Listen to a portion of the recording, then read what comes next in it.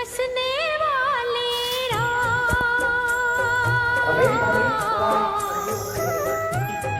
यहाँ से चौली गया और मैंने कहा उनका देखा तो मैंने कहा अच्छा लगा। हमने कहा कि उसका हमें फैजाबाद में चलता है और हम चाहते हैं बाबा जी पास मांगे थे चल मैं आऊँगा तेरे यहाँ।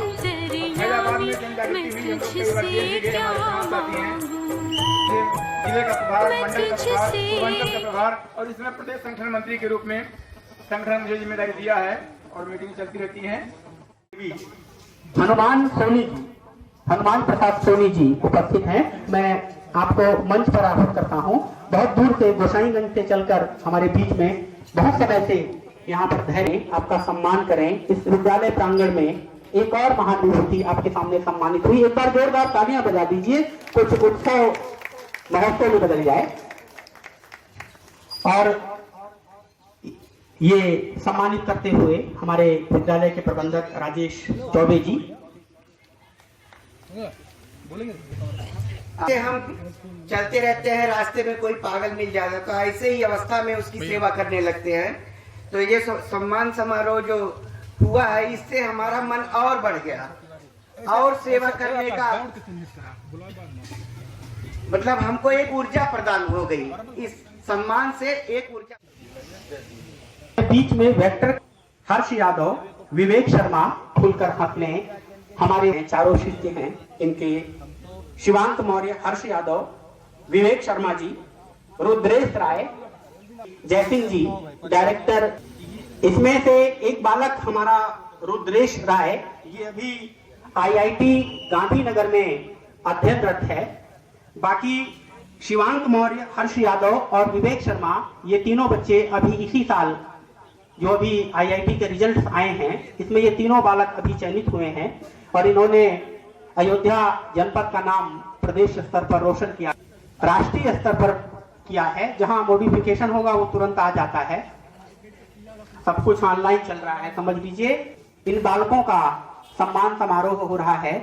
हम इस विद्यालय के प्रांगण में आज इन सभी बालकों के उज्जवल भविष्य की कामना करते हैं। ये बालक आगे चलकर इस देश के लिए हम लोग इसी मंच से आपकी अनेकानेक पुस्तकों का विमोचन कराएं। आप सभी को बहुत बहुत धन्यवाद। ठीक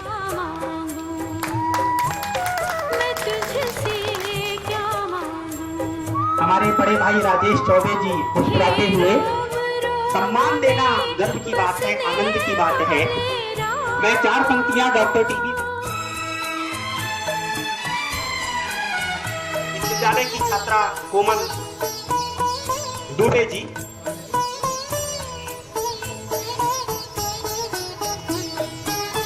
बहुत सुंदर ये प्रस्तुति। एक बार जोरदार तालियां बजा दीजिए आप लोग बच्चे के लिए। और हम यहाँ पर इच्छा कर रही थी, इसके लिए मैं आपका साधुवाद देता हूँ। विपिन सिंह जी मंच का बहुत प्रभावी संचालन कर रहे हैं। हमारे राघवेंद्र जी, सामने तमाम मित्र हमारे बैठे हैं। अमित सिंह जी, राजेंद्र गुप्ता जी मुझे दिखाई पड़ रहे हैं, फैजाबाद से आए हैं। पांडे जी, के पिताजी हमारे मित्र हैं। और हिंदू महासभा के जिलाध्यक्ष राकेश दत्त जी मुझे अभी दिखाई पड़े थे, मेरे मित्र बैठे हैं।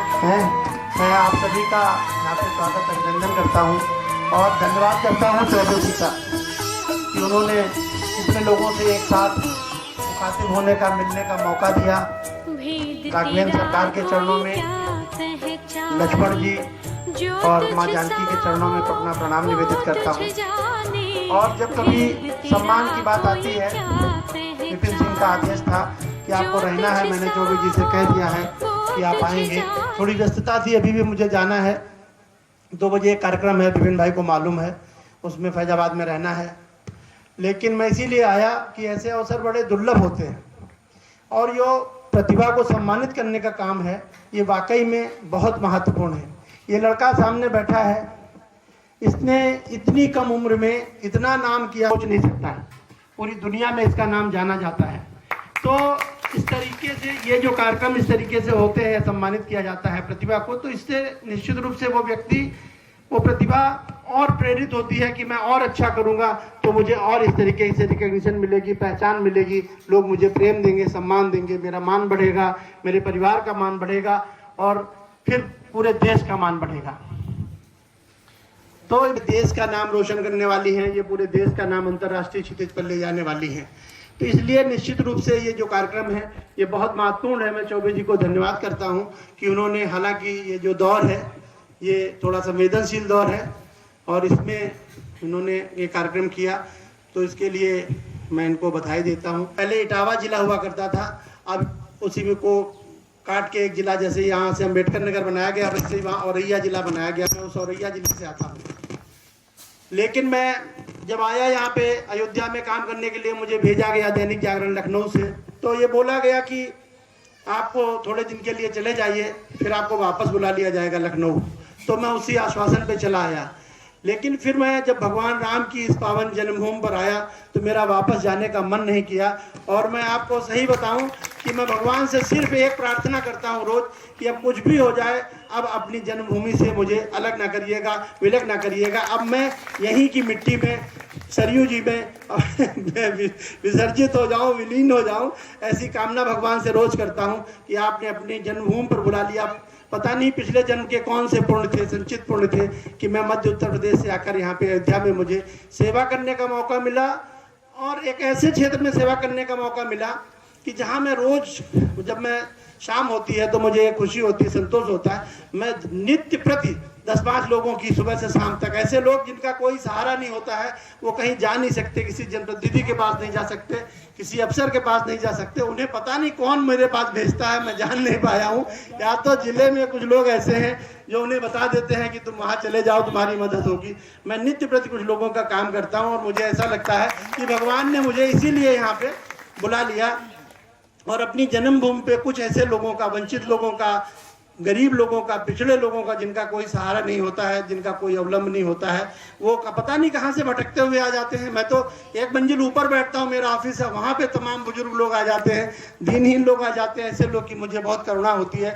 मुझे लगता है कि पता नहीं भगवान ने ही इनको मेरे पास भेजा है, तो मैं इसे अपना बहुत सौभाग्य मानता हूँ। और अब इस तरह यहाँ की मिट्टी में रच बस गया हूँ कि इसमें ऐसे, मतलब आधे से ज़्यादा लोग ऐसे होंगे जिन्हें मैं व्यक्तिगत रूप से जानता हूँ। तो ये बहुत बड़ी बात है और मुझे लगता है कि ये निश्चित रूप से मेरे पूर्वजों का कुछ ऐसा पुण्य रहा होगा कि मुझे भगवान की जन्मभूमि पे आके काम करने का, सेवा करने का अवसर मिल रहा है। और मैं आप लोगों से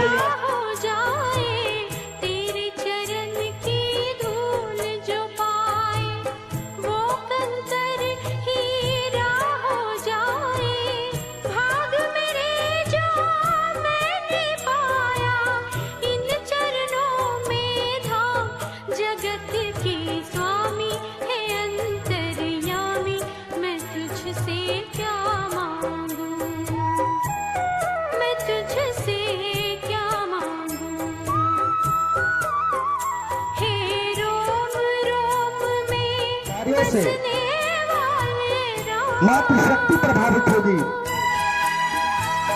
और इस देश की नारी अगर सशक्त होगी तो देश और समाज सशक्त होगा। और इसके पहले मैं बताना चाहूंगा, स्वागत करता हूं इस बिटिया का कि इसके शौर्य, इसके साहस ने उस शिक्षिका की जान बचाई और कुछ अनहोनी होने से आपके साथ इस बिटिया को सम्मानित करके अपने आप को गौरवान्वित महसूस करता है। ऐसी बिटिया सालू वर्मा अपने बीच में है। मैं चाहता हूं आपका सम्मान इस विद्यालय की उप प्रधानाचार्य आदरणीय गीता पाठक जी हैं। मैं आपको पथ क्या पथिक कुशलता क्या, जिस पथ पर बिखरे सूल न हो और नाविक की धैर्य परीक्षा क्या, जब धाराएं प्रतिकूल न हो। जिस ऐसे समय पे लड़कियों का इतना साहस गलत हुआ, उस महिला के साथ जाती हुई, ऐसे में सालू वर्मा अपनी बिटिया प्रेरणा का काम करने वाली है, समाज को प्रेरित करने का काम करेगी। और हम ये जो सम्मान आपको दे रहे हैं, ये सम्मान छोटा हो सकता है लेकिन भाव हमारा अनंत है। इस भाव को स्वीकार करना और बेटा आगे बढ़ते रहना, आपके कदम को कोई रोक न पावे, इस प्रकार लोगों के बीच उपस्थित हो चुकी है श्री जो हम लोगों के बीच में है, यहाँ बैठ कर करेंगे। और यहाँ बिटिया का सम्मान करने के लिए मैं इस विद्यालय की एक योग्य शिक्षिका रिद्धिमा पांडे,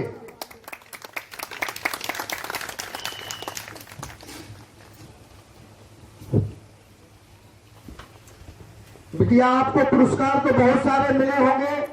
पुरस्कार कभी छोटा और बड़ा नहीं होता, पुरस्कार का भाव बड़ा होता है। आपको जिस भाव से यह इस क्षेत्र की सम्मानित है, निश्चित रूप से आप मानना यह आपके जीवन में बहुत ही। और मेरा नाम रिद्धिमा है और मैं यहाँ पर जो कुछ भी हूँ आज सिर्फ अपने पापा और अपनी फैमिली की वजह से हूँ। मेरे शिक्षकों ने मुझे प्रेरित किया और भगवान ने मुझे इतनी शक्ति दी कि मैं यहाँ तक पहुँच सकूँ। मैं ईश्वर का भी धन्यवाद देना चाहूँगी और मैं यही कहना चाहूँगी कि there is no shortcut to success. We should not choose a very brief way to go to the path that leads to success. Hard work, perspiration and perseverance is the only way to success. हमेशा मेहनत करनी चाहिए। सफलता का कोई छोटा रास्ता या फिर कोई शॉर्टकट नहीं होता।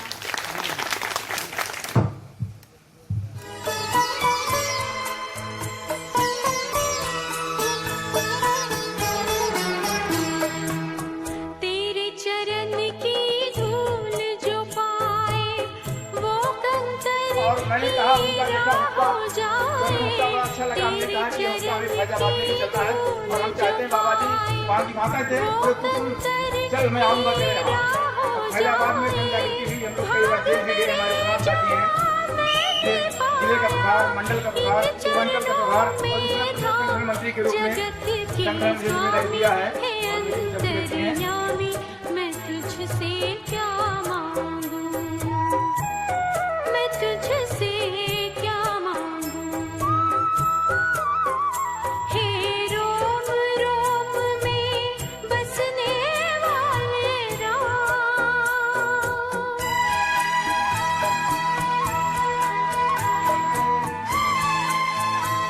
पुस्तकों का लेखन करने का एक सूक्ष्म प्रयास किया। अभी तक मैंने 200 से अधिक पुस्तकें लिखी हैं, जिसमें विभिन्न काव्य संग्रह, उपन्यास, नदी प्रदूषण पर पुस्तकें और अनेक शख्सियतों की जीवनियाँ लिखता रहता हूँ मैं, बायोग्राफीज। और साथ ही साथ मैंने रामायण के अधिकतम पात्रों पर पुस्तकें लिखने का एक छोटा सा प्रयास किया था।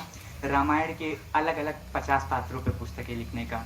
और इसी लेखन के क्षेत्र में मेरे 5 विश्व रिकॉर्ड भी दर्ज हैं golden book of world record में, सबसे कम उम्र का कवि और आत्महत्या। तो बस आप सभी का आशीष रहता है, इसी की वजह से इतना प्रयास कर पाता हूँ। और सबसे महत्वपूर्ण बात तो मैं ये कहना चाहूँगा कि आप सभी द्वारा जो यह विभिन्न विभूतियों को जो अपने अपने कार्य में प्रतिभा को अपना दर्शा रहे हैं, उनको सम्मानित करने का जो कार्य किया जा रहा है। जैसे कि पौधे को जब सिंचित किया जाता है तो वही बड़ा होकर एक वटवृक्ष के रूप में बनता है, तो बस वही कार्य आप लोगों द्वारा किया जा रहा है। जो आप सभी का आशीष मिल रहा है, इसी को आगे चल के बस मैं और साक्षर करने का प्रयास करूँगा। और पुनः सादर चरण स्पर्श।